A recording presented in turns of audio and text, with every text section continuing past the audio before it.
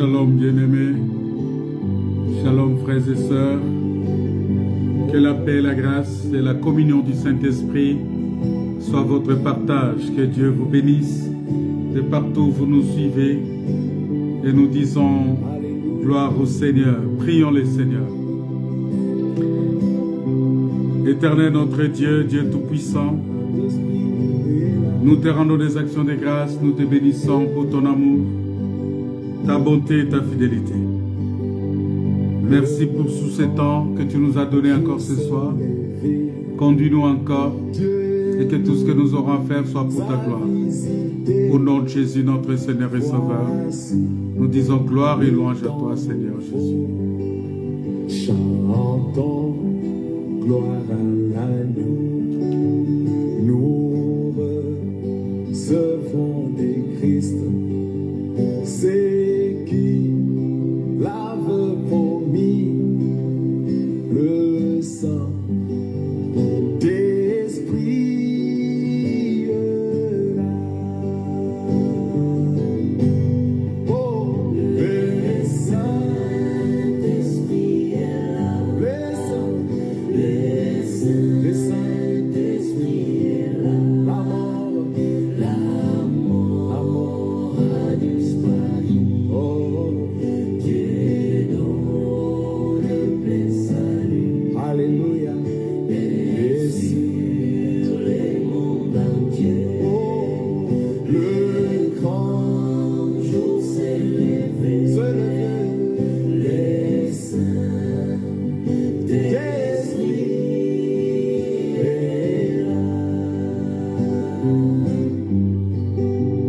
L'obscurité s'enfuit, la lumière a jailli, chasse le cœur trouble, toute crédulité, car Christ, le roi de rois, repend l'esprit des foi, le Saint-Esprit est là. Le Saint-Esprit est là. Oh, le Saint-Esprit est là. Et là, la mort a disparu. Dieu donne le plein salut. Alléluia. Et sur les mondes entiers, oh, le grand jour se levait. Les saints d'esprit est là.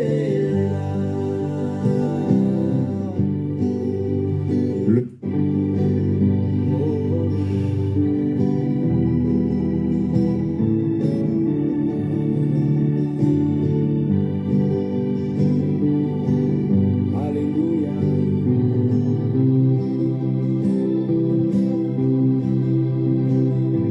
Saint-Esprit est là.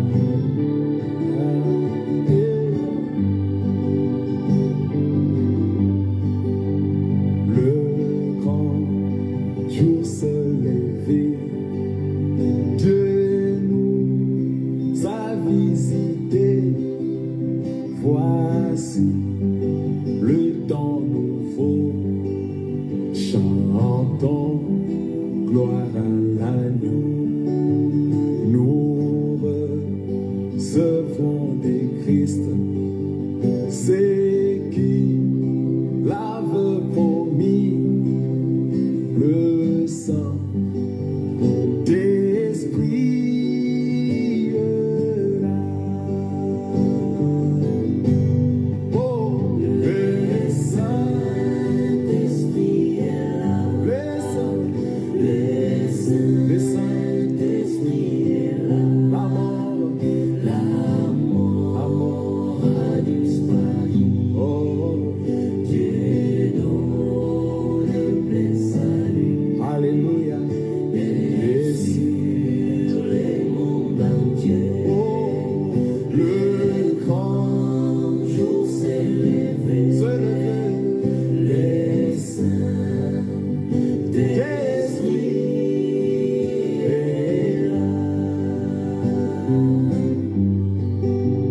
Lorsqu'il était s'enfuit, la lumière a jailli, chasse de guerre trouble, toute crédulité, Car Christ, le roi des rois, répand l'esprit de foi, le Saint-Esprit est là. Le Saint-Esprit est là. pour les saints, Le Saint-Esprit est là. que la L'amour a disparu. Dieu donne plein salut. Alléluia. Et sur le monde entier, les grands jours s'élevés, Les saints, le les saints, Saint-Esprit est là. le Grand consolateur, viens remplir tous les cœurs. L'esprit de vérité nous met en liberté. Il ouvre les prisons, répand la guérison. Le Saint-Esprit est là. Le Saint-Esprit est là. les saints, Le Saint-Esprit est là. La mort a disparu. a disparu. Dieu donne un plein salut. Alléluia. Et sur le monde entier, le grand jour s'est levé. Le saint, Le le saint, Saint-Esprit est là. Allez, que tous les rachetés chantent la liberté, car Christ a tout accompli. Il a donné l'esprit. Voyez trembler l'enfer, car dans tout l'univers, le Saint-Esprit est là. encore une fois, que toute la terre, Que tous les rachetés chantent la liberté. Christ a tout accompli. Oui, il a donné l'esprit. Voyez trembler l'enfer, le diable tremble. car dans tout l'univers, le Saint-Esprit est là. Le Saint-Esprit est là. Le Saint-Esprit est là. La mort a disparu. Oui, Dieu donne un plein salut. Alléluia. Et chante ta liberté, bien-aimé. Chante ta liberté. Chante cette liberté que Christ nous a donnée par sa mort sur la croix. Alléluia.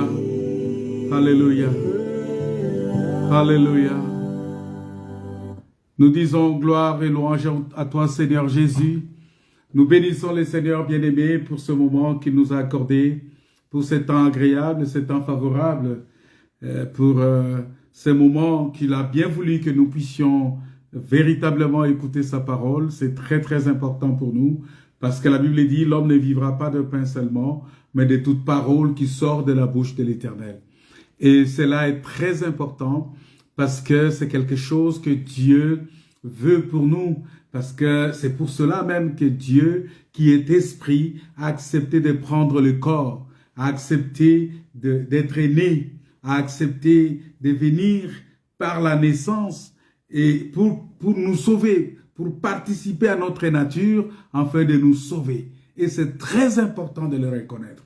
Et il est venu parce qu'il voulait que nous puissions nous recevoir le Saint-Esprit et devenir aussi participants de la nature divine. Vous voyez, il est venu prendre notre nature, il a pris la nature humaine pour prendre cette nature humaine-là et consacrer ça à Dieu. Et aujourd'hui, nous ne vivons plus selon la nature humaine, mais nous vivons selon la nature de Dieu, parce que notre nature a été crucifiée avec Christ sur la croix et qu'aujourd'hui, nous ne pouvons plus vivre selon la chair, mais nous vivons selon l'esprit. Et la Bible dit, marchez selon l'esprit et vous n'accomplirez pas les désirs de la chair. C'est très important.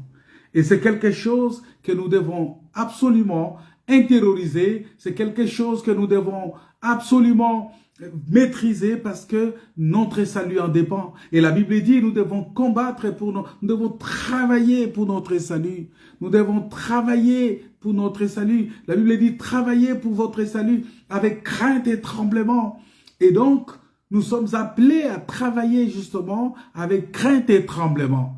Avec crainte et tremblement, parce que notre salut, c'est dans la crainte et dans le tremblement que nous allons avoir ce salut-là. Parce que quand on ne reconnaît pas la grandeur de Dieu, Dieu qui est esprit, Dieu qui est grand, Dieu qui est redoutable, Dieu qui est le Seigneur de gloire, et il accepte de venir habiter en toi, il accepte de devenir une seule chair avec toi, parce que Dieu vient former un corps avec toi, avec moi, c'est déjà une grande grâce pour laquelle nous devons véritablement remercier le Seigneur et nous soumettre à sa parole et rester demeurés dans la parole de Dieu.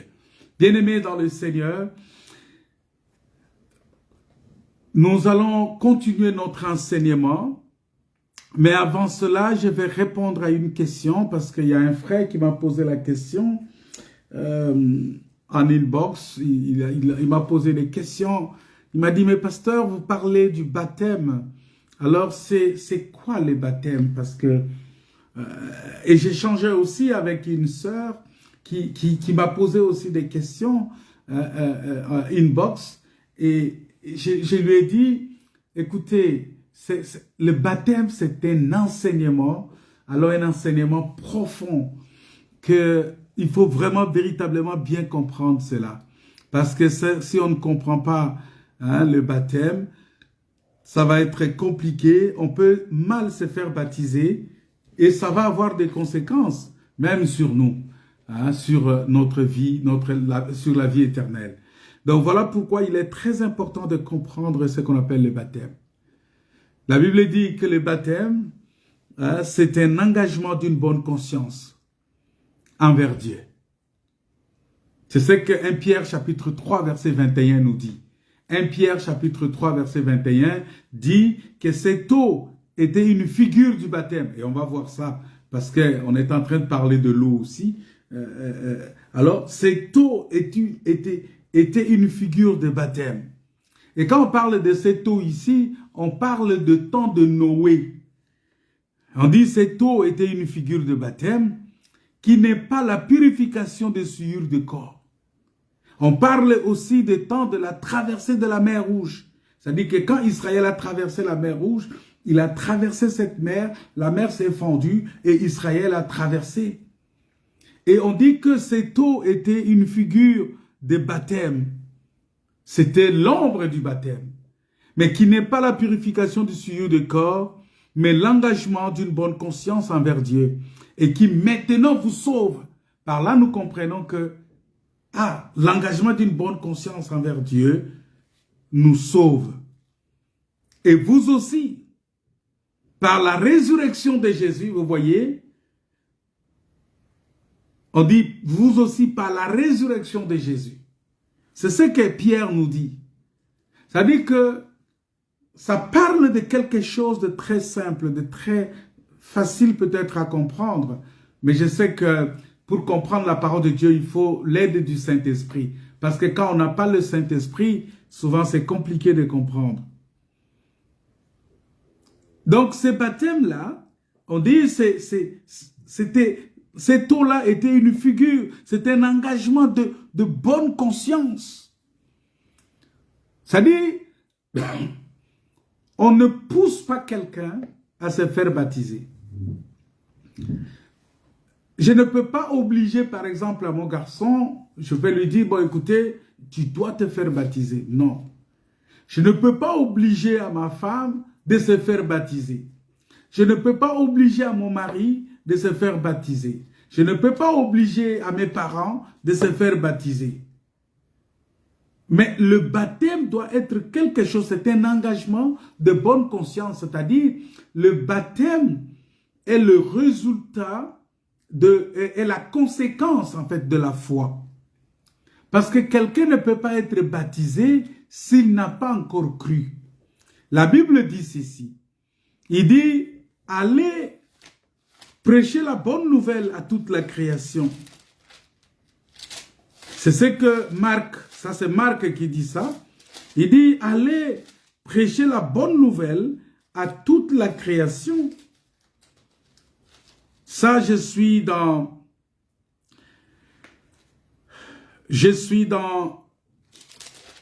Marc chapitre 16, verset 15. Marc 16, verset 15 dit ceci. Il dit, puis il leur dit, allez par tout le monde et prêchez la bonne nouvelle à toute la création. La précision que je vais apporter ici, c'est que quand Jésus s'exprime ici, il parle aux 12. Il s'adresse exclusivement aux 12. Parce que c'est aux 12 ce sont les 12 qui avaient reçu le mandat. Ce mandat-là a été donné aux 12. Il faut que ça soit clair. Parce qu'il y a beaucoup de gens qui confondent. Je vois même des femmes qui baptisent les gens alors qu'il n'y avait pas une femme parmi les 12. Une sœur en Christ ne peut pas se permettre d'aller baptiser les gens. Si tu as été baptisé par une femme, par une sœur en Christ, non, mon frère, en tout cas, moi je te conseille de te faire baptiser. Alors, parce que ce baptême que tu as eu là, Dieu ne reconnaît pas ça. Parce que ici, Dieu s'adressait aux 12 apôtres. Et quand il parle aux 12 apôtres, il n'y avait pas une femme parmi ces 12 apôtres-là. Et même lorsque Judas est parti et qu'on devrait chercher à trouver un apôtre qui va remplacer Judas, on a fait le tirage au sort. Il y avait beaucoup de femmes. Il y avait Marie de Magdala. Il y avait même Marie, mère de Jésus, qui était là, qui attendait aussi le Saint-Esprit. Vous voyez? C'est-à-dire que toutes ces femmes-là qui étaient là, toutes ces femmes de Souza, tout ça, qui ont accompagné Jésus durant tout le temps de son ministère, qui l'ont accompagné, qui l'ont soutenu avec leurs biens, qui l'ont soutenu avec tout ce qu'il avait. La Bible dit que le sort n'était pas tombé chez ces femmes-là. Donc le sort est tombé chez un homme. Parce que le ministère de la parole, en ce qui concerne le salut, nous sommes tous sauvés. L'homme, femme, esclave, tout ça, tout celui qui croit est sauvé. Vous voyez? Et tout celui qui croit peut servir le Seigneur. Il y a plusieurs sortes de services du Seigneur. Mais quant à ce qui concerne le ministère de la parole, qu'on dit, c'est les dons de Éphésiens chapitre 4. Ces dons de Éphésiens chapitre 4 est donné exclusivement aux frères. Voilà pourquoi l'apôtre Paul dit que je ne permets pas à la femme d'enseigner ni de prendre autorité sur l'homme. Ça, c'était la petite précision que je voulais apporter parce qu'il y a beaucoup de femmes, beaucoup de sœurs qui évangélisent. Si tu peux, la sœur peut évangéliser, tu peux aller évangéliser, tu peux parler de Jésus, tu peux témoigner. Voilà, c'est ça le vrai terme. Tu peux témoigner Jésus. comme la femme samaritaine a témoigné Jésus, tu peux témoigner la puissance de Dieu, tu peux témoigner que tu as rencontré Jésus, ça c'est un témoignage. Et tu peux amener des gens au Seigneur. Maintenant, quand tu amènes les gens au Seigneur, les gens vont écouter les enseignements et ils seront sauvés. C'est comme ça que ces gens de Samarie, ils ont dit à la femme, ils ont dit, mais écoutez, nous avons cru, pas parce que tu nous as dit, mais nous avons cru parce que nous l'avons écouté nous-mêmes. Vous voyez, ça veut dire que ces femmes-là, cette femme-là a rendu témoignage, a témoigné la parole de Dieu et les gens sont venus, ils ont écouté Jésus et après avoir écouté Jésus, ils ont cru.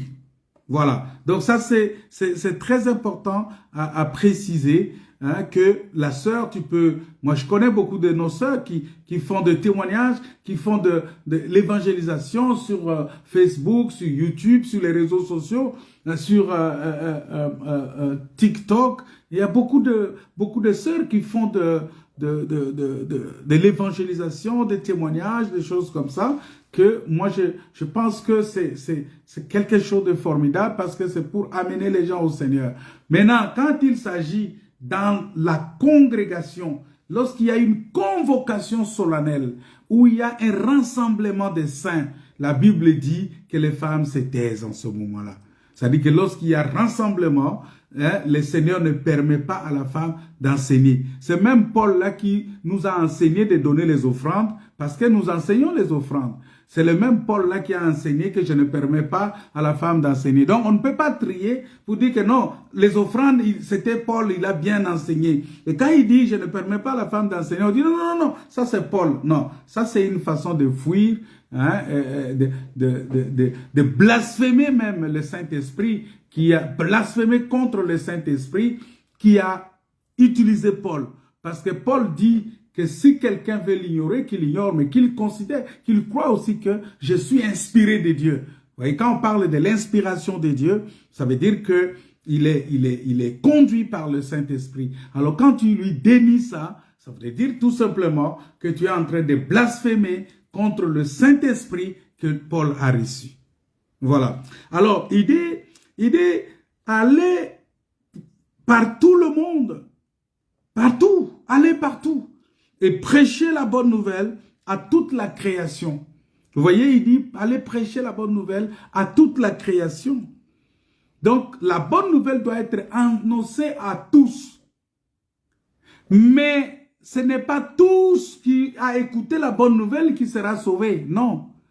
Il ne sera sauvé que celui qui croira. Vous voyez? Et il dit, verset 16, il dit, celui qui croira et qui sera baptisé sera sauvé. C'est-à-dire, celui qui croira et qui sera baptisé, c'est celui-là qui sera sauvé. Mais celui qui ne croira pas sera condamné. Vous voyez? C'est-à-dire qu'on peut prêcher la parole à tout le monde. Parce que quand on parle de tout le monde ici, c'est lorsqu'on sonne la trompette de rassemblement. Quand les gens viennent, les rassemblements, quand on fait là, c'est comme on appelle ça église malheureusement, mais ce n'est pas l'église. En fait, c'est le rassemblement des saints. C'est le rassemblement des gens pour écouter la parole de Dieu. Alors, lorsqu'on sonne la trompette pour le rassemblement et que nous venons nous rassembler, en ce moment-là, on prêche la parole. La Bible dit, c'est lui qui croira et qui sera baptisé sera sauvé. Mais celui qui ne croira pas sera condamné. C'est-à-dire que même là où nous nous rassemblons, hein, on appelle ça l'église communément, lorsque nous nous rassemblons là-bas, on prêche la parole, même dans les assemblées là, celui qui ne croit pas à l'enseignement, il ne sera pas sauvé. Vous voyez, c'est aussi simple que ça. Vous voyez? Donc, il ne sera pas sauvé. Donc, pour dire que c'est lui qui croira et qui sera baptisé. Vous voyez? C'est-à-dire que la foi vient, la foi précède le baptême. Tu ne peux pas te faire baptiser tant que tu n'as pas encore cru. Vous voyez? Et la foi, c'est un engagement d'une bonne conscience. La foi, c'est une ferme assurance des choses qu'on espère et la démonstration de ce qu'on ne voit pas. C'est une question de conviction. C'est ça la foi, la conviction. Et quand on a la conviction, on peut maintenant prendre la décision d'aller se faire baptiser. Vous voyez? Donc, il faut accepter d'être convaincu d'abord. Quand on est convaincu par la parole, à ce moment-là, on peut dire, bon, écoutez, j'accepte la parole et j'accepte aussi d'aller me faire baptiser. Donc, c'est ça ce qu'on appelle l'engagement d'une bonne conscience. C'est librement. Alors, lorsqu'on rentre dans l'étymologie, c'est-à-dire dans l'origine de ce mot-là, baptême, baptême, c'est baptismos en grec ou baptisein. C'est-à-dire, ça veut dire tout simplement plonger dans. Ce n'est pas asperger. Les baptêmes, ce n'est pas l'aspersion. Prendre l'eau, verser sur la tête. Non, ce n'est pas ça. Le baptême, c'est plonger dans. Immerger dans. C'est-à-dire par rapport à la conscience. Quand on parle de l'engagement d'une bonne conscience, nous voyons qu'un bébé ne peut pas être baptisé. Quand on baptise un bébé, c'est un faux baptême. Parce qu'il ne s'est pas engagé avec conscience. C'est-à-dire que quand on parle du baptême, comme ça, on dit, hein, le baptême, le vrai baptême, par rapport à la conscience, nous voyons qu'un bébé ne peut pas être baptisé. Donc la personne qui doit être baptisée, bien-aimée, doit être la personne qui sait déjà distinguer le bien et le mal, qui a écouté la parole, qui a rencontré le Seigneur, qui a donné sa vie au Seigneur. Vous voyez? Donc, le baptême veut simplement dire immerger dans ou plonger dans. C'est ça même l'étymologie du mot. Alors, vous allez voir que Jésus-Christ, la Bible dit clairement, attends, on va chercher ce texte-là. On va chercher ce texte-là de Jésus-Christ qui parle de Jean chapitre 3, versets 22 à 23. Vraiment, ayez de la patience pour comprendre cela parce qu'on doit aller de manière que les gens qui sont concernés puissent vraiment comprendre et c'est très important. Vous savez que lorsqu'on parle de la parole de Dieu comme ça, où on parle de ces sujets liés au baptême, souvent ce n'est pas facile et beaucoup de gens, ils n'ont pas souvent, il faut avoir de la patience, hein, mais aussi le Saint-Esprit qui doit nous aider à comprendre. Alors la parole de Dieu dit ceci, dans Jean 3 verset 22, il dit ceci, il dit, après cela, Jésus, accompagné de ses disciples, s'est rendu dans la terre de Judée. Et là, il demeurait avec eux et il baptisait. Jean aussi baptisait à Énon, près de Salim, parce qu'il y avait là beaucoup d'eau. Et on y venait pour être baptisé. C'est-à-dire qu'on doit baptiser quelqu'un, il faut là où il y a beaucoup d'eau. Ça, c'est la première des choses. Là où il y a beaucoup d'eau.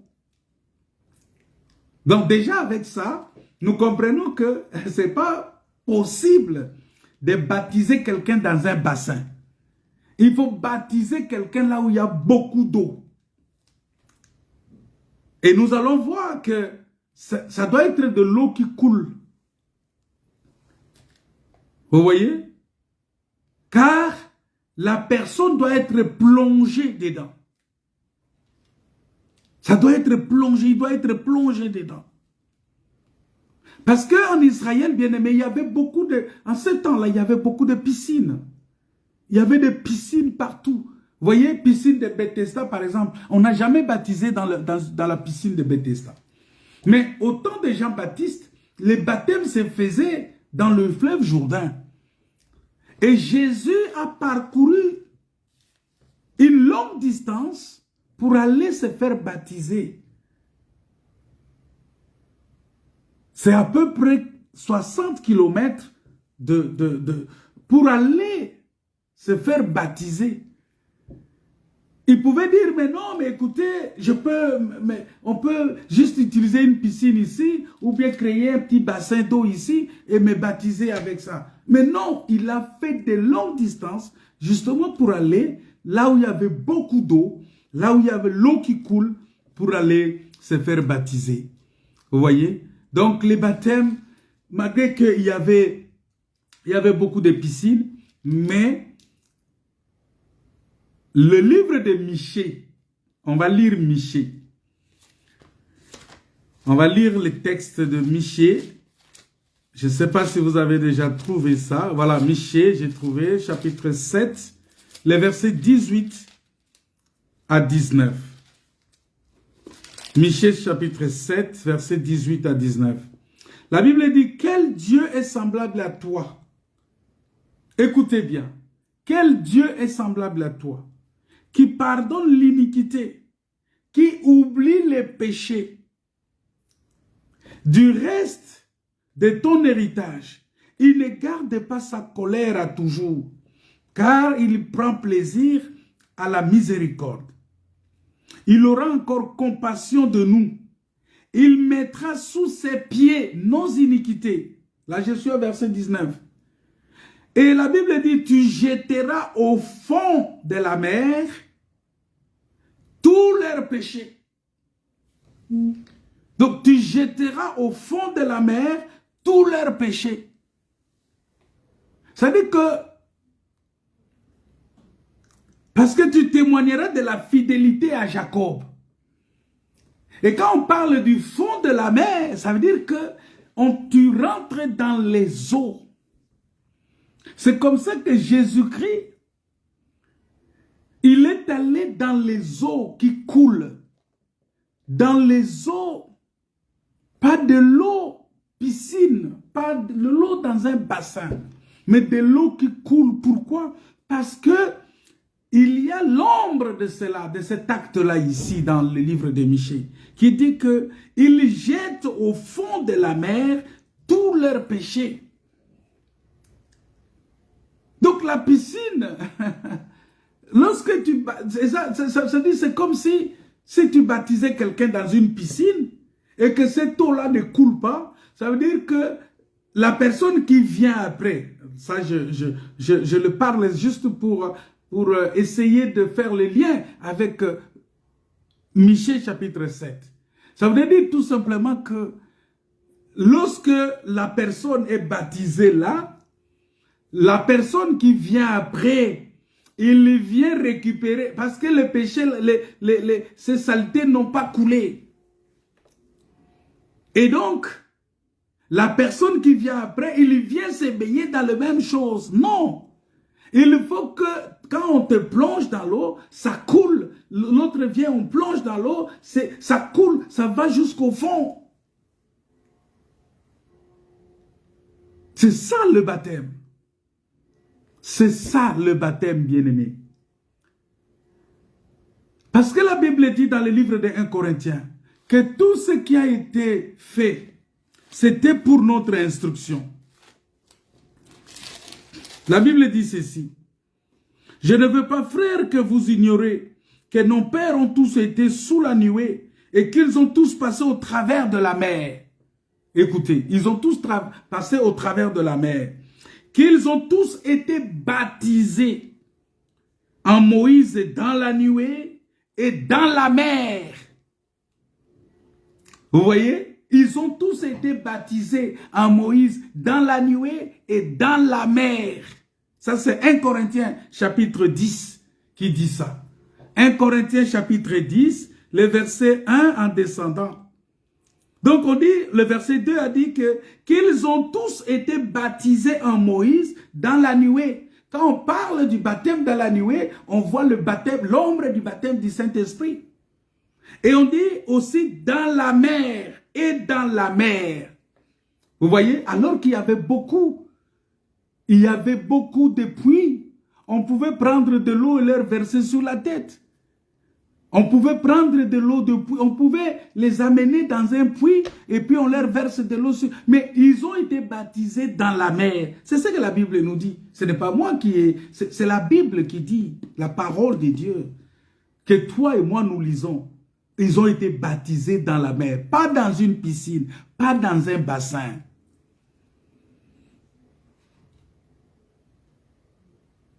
Vous voyez? Et qu'ils ont tous mangé le même aliment spirituel. Et qu'ils ont tous bu le même breuvage spirituel. Car ils buvaient à un rocher spirituel qui les suivait. Et ces rochers étaient le Christ. Ça veut dire que Christ était le rocher qui les suivait. Le rocher à qui Moïse a frappé pour donner de l'eau, c'était Christ. C'est la Bible, la parole de Dieu qui dit. Le rocher à qui Moïse a parlé pour que Dieu a dit à Moïse de parler au rocher, ces rochers-là, c'est Christ. Lorsque Moïse frappe le rocher pour que le rocher donne de l'eau, ça préfigurait la mort de Jésus.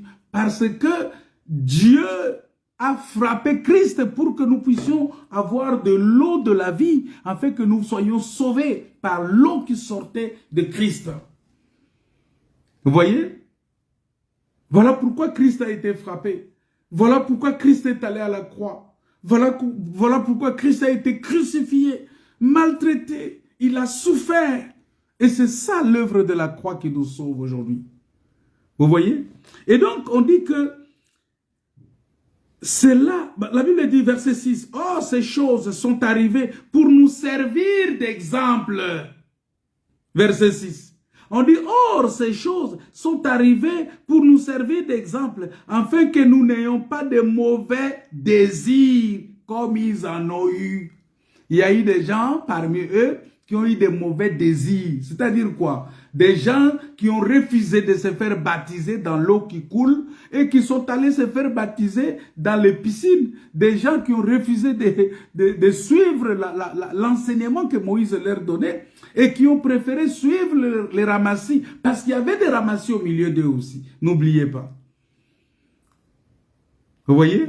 Les gens qui ont abandonné Moïse à un certain moment pour vouloir retourner encore en Égypte. Qui ont leur mauvais désir. Vous voyez? C'est-à-dire que ces choses sont arrivées là-bas pour nous servir d'exemple. C'est-à-dire que nous devons être baptisés dans l'eau qui coule. Dans l'eau qui coule. C'est très important, bien-aimés. Voilà pourquoi j'avais dit à ce frère-là que c'est un enseignement profond, c'est un enseignement qui... voilà, il faut vraiment beaucoup de temps pour expliquer ça en détail et dans la profondeur. Si tu as été baptisé dans une piscine, mon frère, ma soeur, ça c'est un faux baptême. On ne baptise pas dans une piscine, ni dans un bassin. Non, on baptise dans l'eau qui coule. Et la Bible dit que c'est tout là. Voilà pourquoi vous allez voir que même quand on veut parler de temps de Noé, vous allez voir que pour le renouvellement de toutes choses, Dieu a fait submerger la terre dans l'eau. C'est-à-dire qu'au temps de Noé, la terre a été submergée complètement. C'est ça le renouvellement de toutes choses. C'est-à-dire, et là, on nous parle du baptême d'eau, baptême du feu, baptême du Saint-Esprit, parce que ces trois baptêmes-là sont différents. Il faut qu'on fasse très attention avec ça. Vous voyez? Donc, il y a beaucoup de choses à comprendre là-dessus. Alors, nous comprenons ici que le baptême, c'est dans l'eau qui coule. Mais maintenant, qu'est-ce qu'on fait de ces baptêmes-là? Parce que Jésus a dit dans Matthieu, chapitre 28, verset 19, il dit, « Allez, faites de toutes les nations des disciples, les baptisant au nom du Père, du Fils et du Saint-Esprit. » Si vous lisez la parole de Dieu, vous allez voir qu'on dit, on utilise les singuliers pour signifier le nom. On dit au nom du Père, du Fils et du Saint-Esprit. Ça veut dire que il faut utiliser le nom du Père, il faut utiliser le nom du Fils, il faut utiliser le nom du Saint-Esprit. Jésus ne voulait pas dire que c'est Dieu le Père, Dieu le Fils, Dieu le Saint-Esprit. Non, cette histoire n'existe pas. Il dit, soyez baptisés au nom du Père, au nom du Fils et au nom du Saint-Esprit. De manière la plus simple possible. Lorsque nous allons dans l'Ancienne Alliance, quand Dieu s'est présenté à Moïse, Moïse lui a posé la question. Dieu, dis-moi, tu m'envoies vers ce peuple. Mais ce peuple-là, je sais, c'est un peuple difficile. Ils vont me poser la question. Ils vont me demander, mais qui t'a envoyé? Qui t'a envoyé? Ils vont me dire, mais qui t'a envoyé? Et Moïse, et Dieu va dire, il dit, c'est dans Exode chapitre 3, il dit, Moïse dit à Dieu, qui suis-je pour aller vers Pharaon et pour faire sortir d'Égypte les enfants d'Israël? Dieu dit, je serai avec toi. Et ceci sera pour toi un signe, le signe que c'est moi qui t'envoie. Quand tu auras fait sortir d'Égypte le peuple, vous servirez Dieu sur cette montagne. Moïse dit à Dieu, oh, Moïse parlait avec Dieu face à face. Moïse dit à Dieu, j'irai donc vers les enfants d'Israël. Je leur dirai, le Dieu de vos pères m'envoie vers vous. Mais s'ils me demandent quel est son nom, que leur répondrai-je? Ça, je suis dans Exode chapitre 3, le verset 13. Que leur répondrai-je? Dieu dit à Moïse, écoutez le nom que Dieu a donné. Dieu dit à Moïse que tu leur diras, je suis celui qui suis.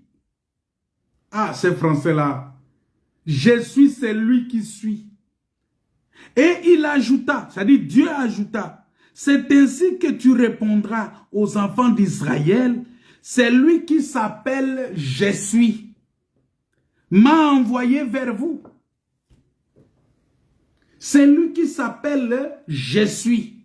Ça veut dire que c'est lui qui est le même hier, aujourd'hui et éternellement. C'est ça le Je suis. Quand il se dit il est Je suis, parce que Je suis, ça veut dire quoi? Même hier, il était Je suis. Aujourd'hui, il est Je suis. Il est présent, il est omniprésent. Il est omniscient, il est omnipotent. C'est ça Je suis. Il est là. Oh, bien-aimé, vous savez, il n'y a pas quelque chose qui dépasse que de savoir que Dieu est là. Quand tu sais que Dieu est là, tu as la solution à tous les problèmes. Donc Moïse et Dieu a dit à Moïse que va leur dire que je suis m'a envoyé vers vous. Dieu dit encore à Moïse, tu parleras ainsi aux enfants d'Israël. L'Éternel, le Dieu de vos pères, le Dieu d'Abraham, le Dieu d'Isaac, le Dieu de Jacob. Vous voyez là où il est parti pour expliquer. Jésus a récupéré ici. Jésus a pris ça ici pour dire Père, Fils, Saint-Esprit. Pourquoi Père, Fils, Saint-Esprit? Parce que le Père, c'est Abraham. Le Fils, c'est Isaac. Isaac qui devrait aller sur l'autel, qui devrait être sacrifié en holocauste.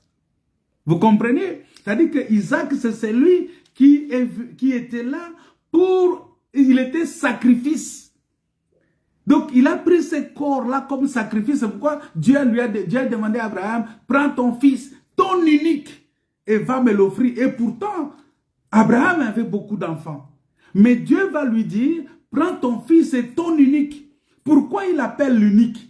Parce qu'il préfigurait les sacrifices, les véritables sacrifices d'adoration. Il préfigurait ces sacrifices-là. Jésus-Christ préfigurait ces sacrifices-là. C'est ça l'œuvre de la croix.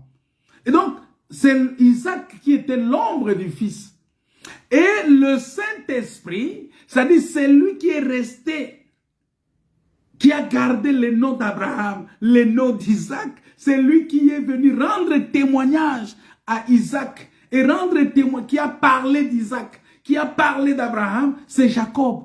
Et aujourd'hui, à travers Jacob, nous avons la fondation de la maison de Dieu. Nous avons les noms, c'est là où c'est Jacob qui nous donne le nom d'Israël. c'est-à-dire le vainqueur. C'est lui qui a expliqué Abraham, c'est Jacob qui a expliqué. Voilà pourquoi quand son fils Joseph va avoir un songe, il ne va pas aller ailleurs. Il va venir chez Jacob. Parce que Jacob, c'est lui qui devrait révéler toutes choses.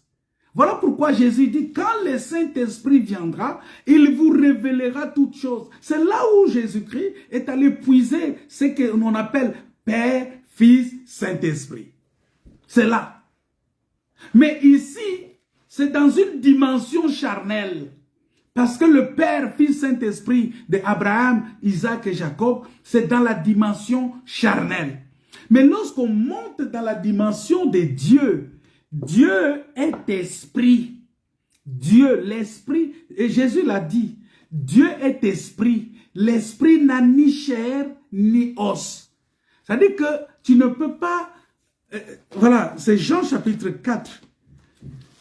Jean chapitre 4 qui dit ça. Jean chapitre 4.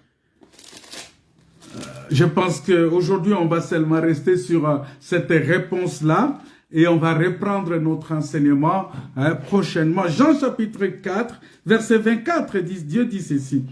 Dieu est esprit. C'est-à-dire que le Père est esprit.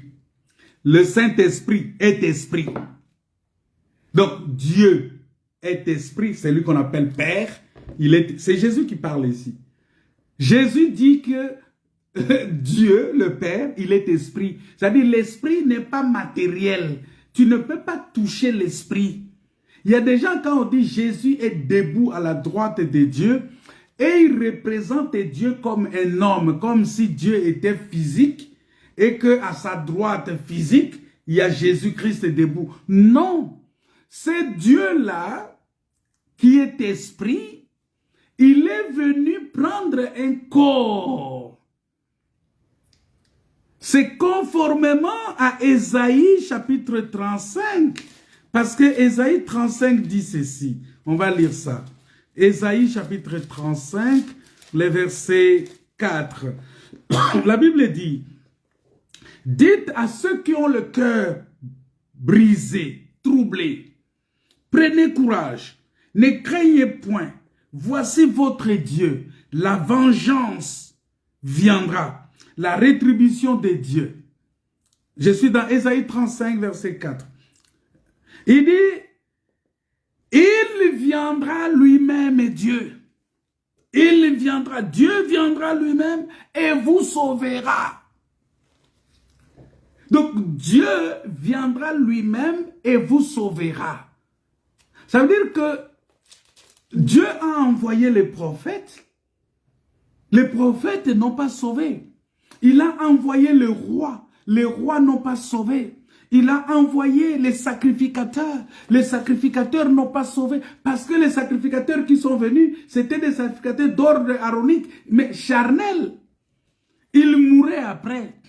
Donc il fallait trouver un sacrificateur éternel qui est selon l'ordre de Melchisédek. Melchisédek là, c'est celui qui était venu chez Abraham. Voilà pourquoi Jésus, dans Jean chapitre 8, il dit aux pharisiens, aux juifs, que votre père Abraham, il a vu mon jour et il s'est réjoui. C'est-à-dire que Abraham avait vu Dieu, il avait vu Jésus-Christ.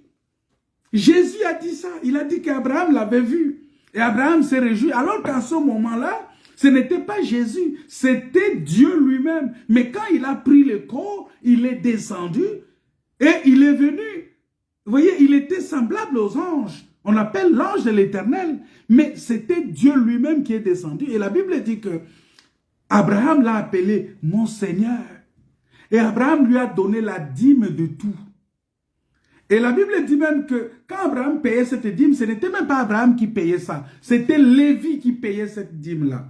Donc Abraham avait vu Jésus. Abraham a parlé avec Jésus avant que Jésus ne vienne. C'est-à-dire Abraham déjà avait parlé avec Jésus. Abraham avait vu Jésus. C'est ce que la Bible nous dit dans le livre de Jean, chapitre 8. Il dit, votre père Abraham, il a vu mon jour et il s'est réjoui. Vous voyez?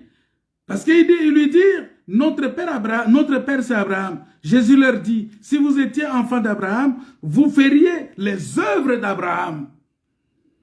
Mais maintenant, vous cherchez à me faire mourir.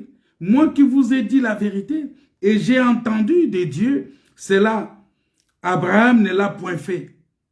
Vous voyez? Abraham n'a pas cherché à me tuer. Au contraire, Abraham m'a adoré. Vous voyez? Et il dit que vous faites les œuvres de votre père. Il lui dit, nous ne sommes pas des enfants illégitimes. Nous avons un seul père, Dieu. Jésus leur dit, si Dieu était votre père, vous m'aimeriez. Vous voyez? Il leur dit, je suis dans Jean 8. Il dit, si Dieu était votre père, vous m'aimeriez. Parce que c'est lui qui m'a vu, a vu le Père. C'est ce qu'il a dit dans Jean 14. Il dit, c'est lui qui m'a vu, a vu le Père. C'est-à-dire que si Dieu, vous étiez le Fils de Dieu, vous étiez les enfants de Dieu, si Dieu était votre Père, vous m'aimeriez parce que ce Dieu-là, c'est lui qui me voit, a vu ce Dieu-là. C'est ce qu'il a dit dans Jean 14. Il a dit ça dans Jean 14, que c'est lui qui m'a vu, a vu le Père. Vous voyez? Pourquoi? Parce que dans la prophétie, depuis le temps des apôtres, depuis le temps des prophètes, dans le livre d'Ésaïe chapitre 9, Ésaïe chapitre 9 dit ceci clairement. Il dit, chapitre 9, verset 5, il dit, car un enfant nous est né, un fils nous est donné. Je vous avais expliqué ça, qu'un enfant nous est né, un fils nous est donné. Vous voyez? Un enfant nous est né, un fils nous est donné.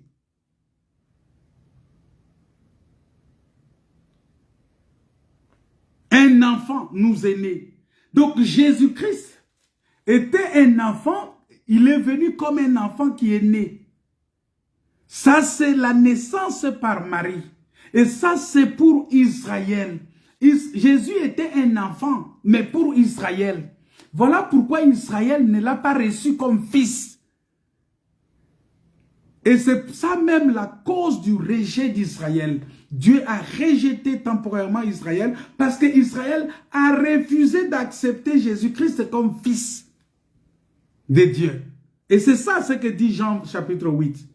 Donc quand Israël, Jésus était, parce que Jésus était pour eux un enfant. Il appelait l'enfant de Marie, l'enfant de charpentier, l'enfant de ceci. Pour eux, Jésus c'était un enfant. Mais quand on dit un fils nous est donné, ce fils-là qui nous est donné, c'est Jésus-Christ né de la terre, c'est-à-dire né de Dieu. Jésus-Christ qui est sorti de la terre. C'est Jésus-Christ-là, il n'est plus Jésus-Christ né de Marie, mais c'est Jésus-Christ né de la terre, c'est-à-dire que c'est lui qui a le fils à la vie, selon 1 Jean. Celui qui n'a pas le fils n'a pas la vie. Vous voyez? C'est-à-dire que il vient comme fils pour donner la vie. Et voilà pourquoi on dit un fils nous est donné. C'est pourquoi Jésus a dit à la femme samaritaine, si tu connaissais le don de Dieu, c'est-à-dire que le don de Dieu c'est qui? C'est le fils. C'est-à-dire le fils nous est donné. Le fils est un don. Le fils est une grâce. Le fils nous a été donné. Et donc, si tu connaissais le don de Dieu, et c'est lui qui te parle, vous voyez? C'est-à-dire là, Jésus-Christ explique qu'il est le Fils, il est celui il est le don de Dieu. Il est le don du Saint-Esprit. Parce que, on va voir ça, que sa grossesse, c'était par le Saint-Esprit. C'est le Saint-Esprit qui a couvert Marie et le Saint-Enfant est né. Quand l'enfant est né pour Israël, Israël a cherché à le tuer. Mais quand il est venu comme fils chez nous, nous l'avons reçu. Et la Bible dit, à tous ceux qui l'ont reçu, à ceux qui croient en son nom, il leur a donné aussi le pouvoir de devenir enfants de Dieu. C'est que Jean chapitre 8, tous ceux qui pouvaient se réclamer enfants de Dieu, avant de se réclamer enfant de Dieu, il faut d'abord recevoir le Fils. Voilà l'avantage que nous avons. Maintenant, dans Ésaïe chapitre 9, là qu'on a lu, il est dit ceci, que un Fils nous est donné et la domination reposera sur son épaule. C'est-à-dire, ce Fils-là, il sera, c'est lui qui va venir porter c'est un âne robuste, parce que la domination repose sur son épaule. C'est-à-dire qu'il va porter toutes les charges et il ne se fatiguera pas. C'est quelqu'un qui viendra, qui va porter les charges de l'humanité. Il va porter le péché et il ne sera pas fatigué. C'est-à-dire que quel que soit le problème que tu as, viens à lui avec tes problèmes. Viens à lui, viens à lui avec tes problèmes. Il ne sera pas fatigué. Il portera tes problèmes. Il portera tes soucis. Il portera tes difficultés. Il te portera. C'est Dieu-là. Vous voyez? Et donc, on dit, la domination reposera sur son épaule. On l'appellera. Voilà. On commence maintenant les choses sérieuses. On dit, on l'appellera admirable. Donc, il est admirable. Quand on parle d'admirable ici, Israël, et même dans l'ancienne alliance, vous allez voir que les gens avaient de l'admiration pour Dieu. Parce que quand Moïse est allé sur la montagne, Moïse est descendu avec Dieu. La Bible dit que Dieu était sur la face de Moïse. Parce que Dieu est esprit. Et le peuple regardait, il voyait, et le peuple était dans l'admiration de voir. C'est pourquoi Jésus, quand il est venu, il dit, je fais les œuvres de mon Père. Et le peuple était dans l'admiration. C'est-à-dire que c'est lui l'admirable.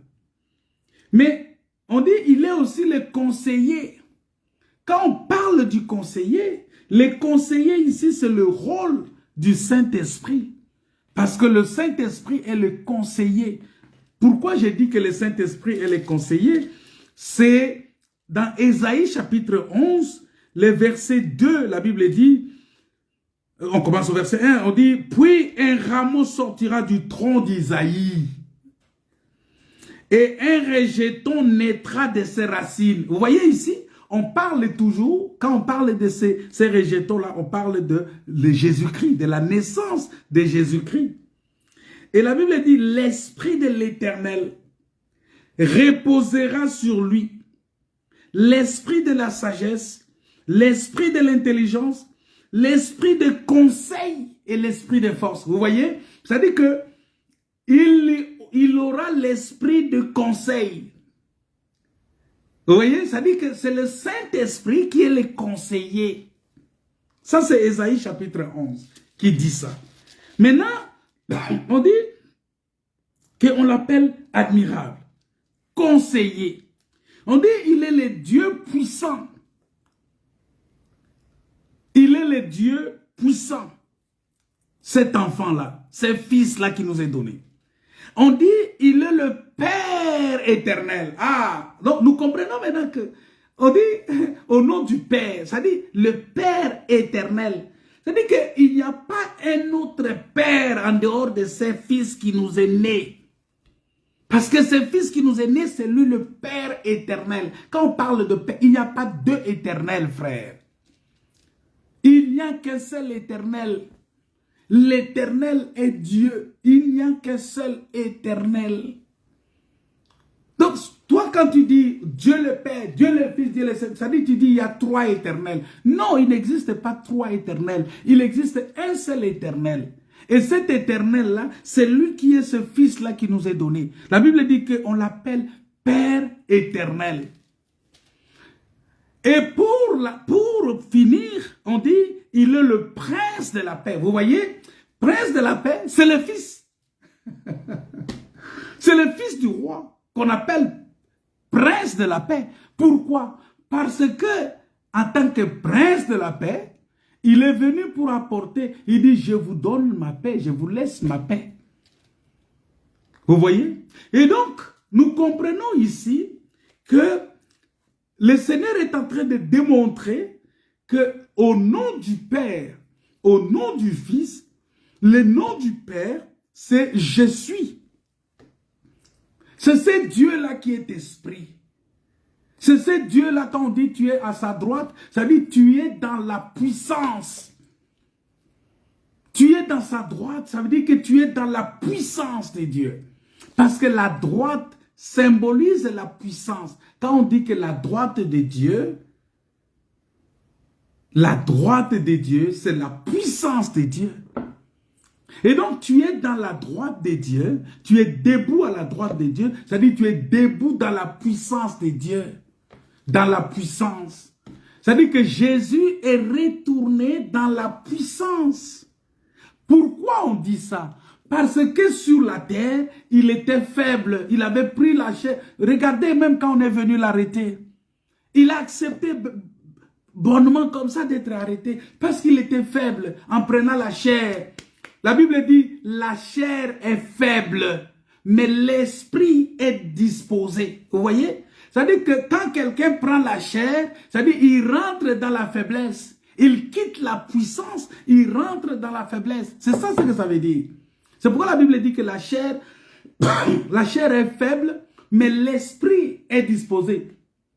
L'esprit est puissant, mais la chair est faible. Alors Jésus, quand il est rentré dans la chair, il a pris la nature de la faiblesse. Il pouvait avoir sommeil, il pouvait avoir faim, il pouvait manger, il pouvait être fatigué aussi, il pouvait marcher, être fatigué, il pouvait dormir aussi, parce qu'il avait pris la nature de la chair. Et en prenant la chair, il devient faible. Maintenant, quand il quitte la chair, regardez, il a quitté la chair qu'il avait prise. La chair qu'il avait prise, il a quitté cette chair-là et il est retourné dans un corps de gloire. Et quand il est retourné dans ce corps de gloire-là, il est réparti dans un corps, mais un corps de gloire. Et il est réparti dans la puissance, en fait, dans la puissance de Dieu. Donc il a quitté la nature de la faiblesse. C'est-à-dire qu'il est retourné dans la puissance. Et c'est là où nous allons. C'est-à-dire, nous allons quitter aussi cette nature de la faiblesse et nous allons rentrer dans la puissance de Dieu. C'est ça. C'est ça qu'on appelle la droite de Dieu. Alors, et on dit au nom du Père.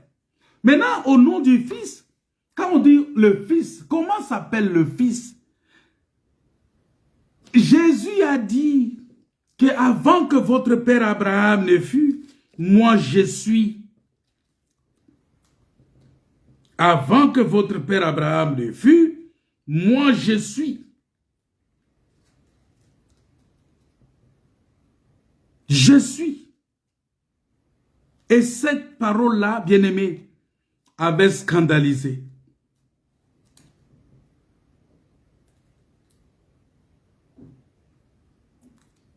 Il dit avant que votre père Abraham ne fût, moi je suis. Pourquoi il dit ça?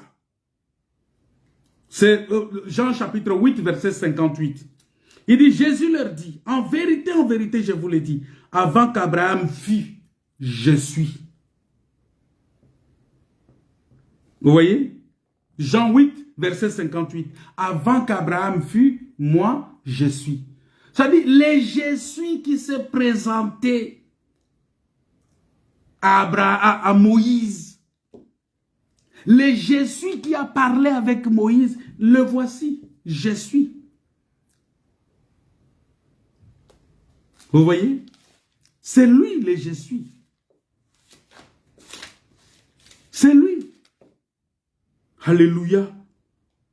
Il dit, votre père Abraham, verset 56, il dit, votre père Abraham a tressailli de joie de ce qu'il verrait mon jour. Il l'a vu. Et il s'est réjoui. Il s'est réjoui parce qu'il a vu mon jour. Le jour de l'Éternel.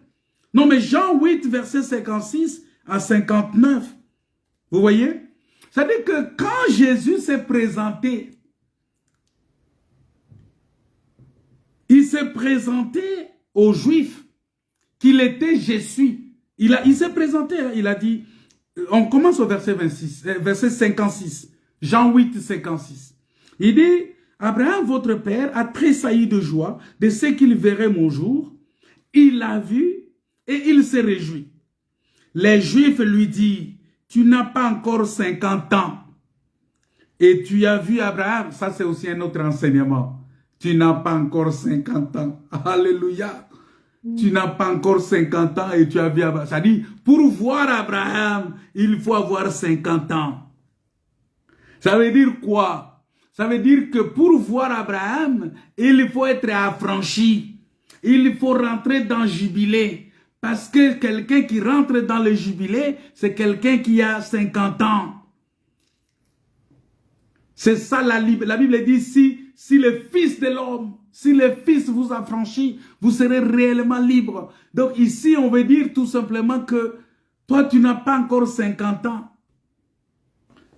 Et tu dis que tu as vu Abraham. C'est comme si Abraham était vivant il y a 50 ans. Mais non. Vous voyez, c'est le langage-là que les Juifs ont utilisé. Ils ont dit, pour voir Abraham, il faut avoir 50 ans. Or, le chiffre 50 ici, c'est le chiffre de la liberté. C'est le chiffre des jubilés. C'est le chiffre du Saint-Esprit, de Pentecôte. C'est-à-dire que sans le Saint-Esprit, sans la Pentecôte, sans le Saint-Esprit, tu ne peux pas voir Abraham.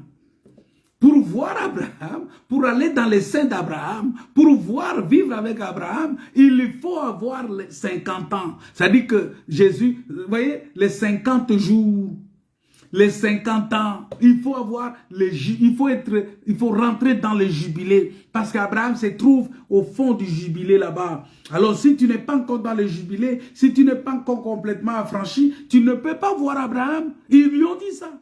Maintenant Jésus, qu'est-ce qu'il dit?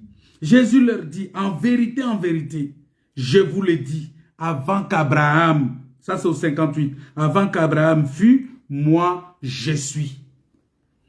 Alors, écoutez, la Bible dit que là-dessus, les Juifs prirent des pierres pour les jeter contre Jésus. Mais Jésus se cacha et il sortit du temple. Vous voyez? Ça dit que Jésus s'est caché et il est sorti du temple. Le fait que Jésus soit sorti du temple, ça dit que la gloire a quitté Israël. La gloire a quitté le temple. La gloire a quitté cette maison-là, Israël. Et la gloire maintenant devrait aller. Vous voyez, il leur a démontré comment le salut était entre leurs mains. Mais ils ont perdu le salut. Ils ont pris les pierres pour jeter sur Jésus. Et la gloire est sortie. C'est ça. Ça dit que c'est l'acte qu'ils ont posé leur a fait perdre la grâce de Dieu. La Bible dit, ne refusons pas d'écouter celui qui parle du haut des cieux. Or ici, celui qui parle du haut des cieux, ici, c'était celui qui était devant eux, Jésus. Il dit, moi je m'appelle je suis. Parce que votre père Abraham, avant qu'il ne fût, moi je suis. Vous voyez? Donc il a démontré que le nom du Fils aussi, c'est je suis. Ah, mais je pense qu'on n'aura pas le temps de finir ça. C'est beaucoup de choses à voir. Et pour terminer, quand il a fini sa mission et qu'il devrait partir, il a dit aux apôtres ceci. Parce que les apôtres étaient inquiets que Jésus est en train de partir. Il va les laisser. Quel sera leur sort? Et Jésus va encore leur dire que, vous voyez, dans le même texte de Matthieu 28, il dit ceci. Il dit, allez, faites de toutes les nations des disciples, les baptisant au nom du Père, du Fils et du Saint-Esprit. Vous voyez, il leur dit ça. Baptisés au nom du Père, du Fils. Ça veut dire que les apôtres devraient connaître le nom du Père. Ils devraient connaître le nom du Fils. Ils devraient connaître aussi le nom du Saint-Esprit. Au nom du Père, du Fils et du Saint-Esprit. Et quel est le nom du Saint-Esprit? Il vient, il dit, et enseignez-leur, verset 20, et enseignez-leur à observer tout ce que je vous ai prescrit. Et voici, je suis avec vous tous les jours jusqu'à la fin du monde. Ça veut dire que maintenant, là, Jésus est avec nous. Mais il est où? Est-ce qu'on peut encore l'appeler fils? Mais non! Le Jésus qui est avec nous maintenant, c'est le Saint-Esprit. Ça veut dire que, à partir de là, nous comprenons que le Père s'appelle Jésus, le Fils s'appelle Jésus, le Saint-Esprit s'appelle Jésus. Voilà pourquoi Jésus, en accomplissant toutes ces choses-là, la Bible dit ceci, que lorsqu'il a accompli toutes ces choses, la Bible dit qu'il n'y a de salut en aucun autre nom, car il n'y a sous le ciel aucun autre nom qui ait été donné parmi les hommes par lesquels nous devons être sauvés. Il n'y a de salut en aucun autre nom. Parce que la Bible dit, alors Pierre, rempli du Saint-Esprit, leur dit, chef du peuple et ancien d'Israël, puisque nous sommes interrogés aujourd'hui sur un bienfait accordé à un homme malade, afin que nous disions comment il a été guéri. Sachez-le tous, et que tout le peuple d'Israël le sache. C'est par le nom de Jésus-Christ de Nazareth que vous avez crucifié et que Dieu a ressuscité des morts. C'est par lui que cet homme se présente en pleine santé devant vous. Jésus est la pierre rejetée par vous, qui bâtissez et qui est devenue la principale de l'angle. Voilà pourquoi il n'y a pas de salut, il n'y a pas de salut en aucun autre nom. Le salut n'est qu'au nom de Jésus. C'est seulement ce nom-là qui donne le salut. Voilà pourquoi il dit, tout ce que vous feriez en parole ou en acte, faites-le au nom du Seigneur Jésus-Christ. Donc les apôtres, comme ils ont reçu l'esprit du conseil, c'est-à-dire le Saint-Esprit, Jésus a dit dans Jean chapitre 14, que quand le Saint-Esprit viendra, il me glorifiera. Donc le Saint-Esprit est venu glorifier le Fils. Il est venu glorifier Jésus. Et Jésus a dit dans Jean 14 toujours, que c'est lui qui m'a vu a vu le Père. Voilà pourquoi 1 Jean chapitre 5, verset 20 nous dit ceci. Nous savons aussi que le Fils de Dieu est venu. Parce que pour être baptisé, il faut comprendre d'abord la divinité de Jésus-Christ. Il faut comprendre qu'il n'y a pas deux dieux. Il y a un seul Dieu. Comme Éphésiens nous dit, il y a un seul Dieu, un seul baptême, un seul Seigneur. Une seule foi. Vous voyez? Un seul Dieu et Père de tous. Vous voyez? La Bible dit, il y a un seul esprit. Il y a un seul Dieu. Il y a un seul Seigneur. C'est dans Éphésiens chapitre 4, le verset 3, en descendant. Maintenant, dans 1 Jean chapitre 5, verset 20, on dit, nous savons aussi que le Fils de Dieu est venu et qu'il nous a donné l'intelligence pour connaître les véritables. Et nous sommes dans les véritables, en son Fils Jésus-Christ. C'est lui qui est le Dieu véritable et la vie éternelle. C'est-à-dire que le nom du Père, c'est Jésus. Le nom du Fils, c'est Jésus. Le nom du Saint-Esprit, c'est Jésus. Parce que 1 Jean 5, verset 20 dit que c'est Jésus qui est le Dieu véritable et la vie éternelle. Voilà pourquoi les apôtres, aucun apôtre, si vous trouvez cette écriture-là, amenez-moi, mais aucun apôtre n'a baptisé au nom du Père, du Fils et du Saint-Esprit. Tous les apôtres, parce qu'ils étaient révélés par le Saint-Esprit, parce que les apôtres sont venus expliquer. Le Saint-Esprit est venu expliquer, parce qu'il dit, il prendra ce qui est à moi et vous le donnera, et vous l'annoncera. C'est-à-dire que le Saint-Esprit est venu prendre ce que Jésus avait dit, et pour expliquer. C'est ça, bien-aimé, la parole révélée. C'est ça, l'eau qui est transformée, l'eau des maras qui est transformée par le bois. C'est ça, l'eau de la ville qui est assainie par le sel. C'est-à-dire que quand on prend le sel, on met dans l'eau, l'eau devient douce. Or, l'eau douce ici, c'est ça la parole révélée. C'est la parole interprétée. C'est ça qui donne le salut. C'est ça qui donne la vie. Aucun apôtre n'a baptisé au nom du Père, du Fils et du Saint-Esprit. Et aujourd'hui, si toi tu continues à baptiser, ça veut dire que tu n'as pas, c'est pourquoi tu n'as pas reçu le Saint-Esprit. Si tu continues à baptiser comme ça, au nom du Père, Fils, Saint-Esprit, c'est que tu n'as pas reçu le Saint-Esprit. Attends, je vais vous donner maintenant un dernier texte. La Bible, on va lire ça, je ne sais pas. Je ne sais pas si je vais retrouver ce texte-là. La Bible dit ceci.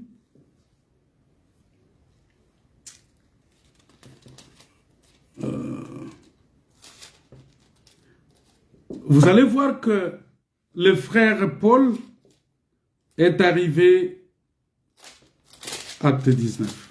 Voilà. Il dit, acte 19, verset 1. Pendant qu'Apollos était en Corinthe, Paul, après avoir parcouru les hautes provinces de l'Asie, arriva à Éphèse. Ayant rencontré quelques disciples, il leur dit, il a rencontré les disciples, et il leur dit, avez-vous reçu le Saint-Esprit quand vous avez cru? Ils lui répondirent, nous n'avons même pas entendu dire qu'il y a un Saint-Esprit. Et il dit, de quel baptême avez-vous été donc baptisés? Et il dit, de baptême de Jean. Ils lui répondirent, du baptême de Jean. Alors Paul dit, Jean a baptisé du baptême de repentance, disant au peuple de croire à celui qui venait après lui, c'est-à-dire en Jésus. En Jésus. Sur ces paroles, ils furent baptisés au nom du Seigneur Jésus. C'est-à-dire, ces gens-là ont reçu le baptême des gens, ont reçu le baptême parce qu'ils n'avaient pas entendu dire qu'il y avait un Saint-Esprit. Ils ont reçu ce baptême-là, mais quand Paul leur a expliqué que non, écoutez mes frères, il n'y a pas de salut à un autre nom. La Bible dit que tout ce que nous devons faire en parole et en acte, nous devons le faire au nom de Jésus. La Bible dit que sur ces paroles, ils furent baptisés au nom du Seigneur Jésus. Vous voyez, ils furent baptisés au nom. Ça veut dire que si tu as été baptisé au nom du Père, Fils, Saint-Esprit, frère, et qu'aujourd'hui, tu écoutes cet enseignement, je t'exhorte au nom du Seigneur Jésus à te faire baptiser au nom du Seigneur Jésus-Christ. Parce que si tu es baptisé au nom du Seigneur Jésus, c'est ça. Ça dit que c'est le baptême pour le pardon des péchés. Si tu n'es pas baptisé au nom de Jésus, tes péchés ne sont pas pardonnés. C'est Acte 2 qui dit ça. Il dit, soyez baptisés au nom de Jésus-Christ pour le pardon de vos péchés. C'est pas moi qui dis, hein. Acte 2, verset 37. Il dit, après avoir entendu ces discours, ils eurent le cœur vivement touché. Et ils dirent à Pierre et aux apôtres, hommes frères, que ferons-nous? Pierre répondit, répentez-vous et que chacun de vous soit baptisé au nom de Jésus-Christ. Là, c'était le jour où le Saint-Esprit est descendu. Et c'est Pierre qui parle ici. Pierre à qui Dieu a donné les clés du royaume. Il a dit, je te donnerai les clés du royaume. Pierre, à qui Dieu a donné les clés du royaume. C'est lui qui parle ici. Tu peux refuser tout le monde, mais ne refuse pas Pierre quand même, mon frère. Pierre, il a les clés du royaume. Et il te dit il dit, soyez baptisés, que chacun de vous soit baptisé au nom de Jésus-Christ pour le pardon de péchés, de vos péchés, et vous recevrez le don du Saint-Esprit. Le don du Saint-Esprit, c'est le Fils. Parce que c'est lui qui reçoit le Fils, il reçoit la vie éternelle. C'est pour dire tout simplement que si vous êtes baptisé au nom du Seigneur Jésus-Christ, vous êtes pardonné de vos péchés et vous avez la vie éternelle. Voilà. Que Dieu vous bénisse. Que Dieu vous comble de sa grâce. Bien-aimés dans le Seigneur, il est important pour nous Désolé parce que j'ai dépassé largement le temps. C'était nécessaire pour que je puisse expliquer ces choses. Mais ce n'est pas tout parce qu'il y a beaucoup de choses à dire là-dessus. Beaucoup de choses. Tous ceux qui ont des questions, les questions sont les bienvenues. Nous acceptons les questions. Nous acceptons que les frères et sœurs envoient leurs questions. Et nous allons revenir encore avec beaucoup plus de détails sur certaines questions. Je vous ai montré que le baptême s'est fait dans l'eau qui coule, là où il y a beaucoup d'eau, pas dans une piscine, pas dans un bassin. Et le baptême s'est fait au nom du Seigneur Jésus-Christ. C'est ça le vrai baptême. En dehors de ça, il n'y a pas, tous les autres baptêmes n'existent pas. Et je vous ai montré ici que le commandement a été donné aux apôtres. Les femmes n'étaient pas dedans. Et si tu as été baptisé par une femme, parce qu'il y a des femmes qui baptisent aujourd'hui. Non, ce n'est pas correct. Une femme ne peut pas, une sœur en Christ ne peut pas baptiser. Une sœur en Christ n'a pas reçu mandat de baptiser. Vous voyez? Mais une sœur peut faire beaucoup d'autres choses. Je vous ai déjà expliqué ça. Mais nous disons ici que le baptême, au nom du Seigneur Jésus, c'est pour le pardon de péchés. Et c'est pour recevoir aussi les dons du Saint-Esprit. C'est-à-dire, comme Jésus avait dit à la femme samaritaine, si tu connaissais les dons de Dieu, les dons du Saint-Esprit, c'est Jésus, c'est le Fils. Et quand tu reçois le Fils, tu as la vie éternelle. Celui qui a le Fils a la vie éternelle. Et celui qui a le Fils, il va produire les fruits dignes de la repentance. C'est-à-dire le fruit de l'Esprit, l'amour. Bien-aimé dans le Seigneur, si tu n'es pas baptisé encore, c'est le moment. Tu peux me contacter inbox. Tu peux m'appeler. Tu peux nous contacter pour que nous puissions organiser votre baptême. C'est très important. C'est pour votre salut. On ne blague pas avec les saluts. Les saluts, c'est quelque chose de très important. Regardez comment le salut a échappé à Israël. Parce que Jésus, quand ils ont pris la pierre pour le lapider, il est sorti du temple. Cet acte-là prophétique de sortir du temple, ça dit que Dieu a quitté Israël. Et Israël n'a plus Dieu. Israël n'a plus Dieu. Parce que Dieu a quitté Israël. Et aujourd'hui, c'est nous qui avons Dieu. Nous avons ces dieux-là. Les dieux d'Abraham, les dieux d'Isaac, les dieux de Jacob. C'est nous qui l'avons. C'est Dieu qui s'appelle Jésus. Qui est venu naître, qui a pris le corps. Qui a dit je suis. Et qui a dit encore je suis avec vous. Ça dit que même maintenant, il est avec nous. Le Saint-Esprit. Que la paix, la grâce et la communion du Saint-Esprit soient votre partage. Que Dieu vous bénisse abondamment, bien-aimés dans le Seigneur. Aujourd'hui, si vous entendez sa voix, n'endurcissez pas vos cœurs. Si vous entendez cet enseignement, n'endurcissez pas vos cœurs. Parce que le Seigneur vous connaît. Le Seigneur vous aime. Et il veut que vous soyez sauvés. Voilà pourquoi il est important, bien-aimés, de donner sa vie à Jésus. Et d'accepter le baptême au nom de Jésus-Christ pour le pardon des péchés. Soyez bénis au nom de Jésus, notre Seigneur et Sauveur. N'oubliez pas que dimanche à 14 h, il y a un rassemblement des saints élus pour écouter la parole de Dieu. Et pour tous ceux qui, le Seigneur, pour tous ceux que le Seigneur a appelés, qui sont convaincus pour être baptisés, contactez-nous, inbox, et nous allons vous donner le rendez-vous, le programme pour aller vous baptiser au nom du Seigneur Jésus-Christ pour le pardon de vos péchés. Tous ceux qui sont en France, nous sommes disposés à vous baptiser. Tous ceux qui sont à Rouen, tous ceux qui sont à Paris, de partout. Si vous êtes en Afrique, dans n'importe quel pays, dites-nous, on va organiser cela pour vous. Et vous serez baptisés au nom du Seigneur Jésus dans l'eau qui coule. Et vous aurez les dons du Saint-Esprit. Vous aurez le pardon du péché. Que Dieu vous bénisse. Que Dieu vous comble de sa grâce. Seigneur notre Père, merci pour tout. Merci pour ce moment que nous avons passé ensemble. Merci pour ce temps que nous avons partagé avec les frères. Que ton nom soit glorifié. Que ton nom soit béni. Au nom de Jésus, notre Seigneur et Sauveur, nous disons gloire et louange à toi, Seigneur Jésus. Amen. Soyez bénis. Au nom de Jésus. Amen.